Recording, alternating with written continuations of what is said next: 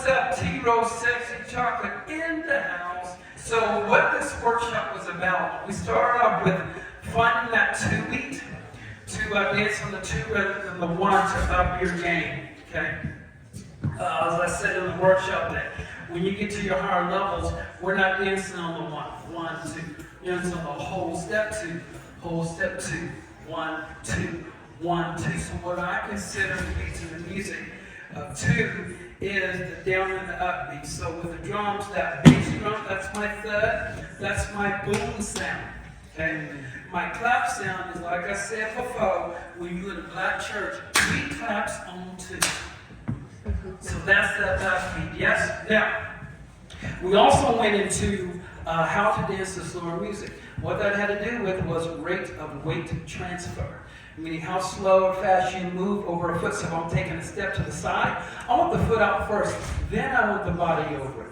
Not step and then body. So now I'm waiting for the next beat. No, we don't want to do that. So step, transfer, step, transfer, step, transfer, step, transfer, step, transfer, step, transfer, step.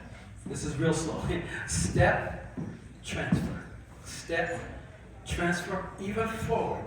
Transfer. That was a drop. We said no drop. Yes? We want the hips to lower. So whenever I move the knee off from underneath the hip, I should let the hip lower because the support is not there. And as I'm doing that, I want to move my way over to that side, yes, to help transfer that weight. Filling in that gap, it's a little difficult for dancers when you don't have the experience of dancing with slow, you're not accustomed to it. So dancing fast or rushing the beat tends to be really common. Using these skills will help catapult your dancing. So filling in that gap in time that you normally would be done. So you can do it with ribcage movement, with hip sway, going down and up. Ooh, that feels good.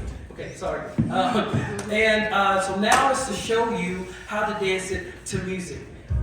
Just show everybody. So we're going to show you how we're going to do it.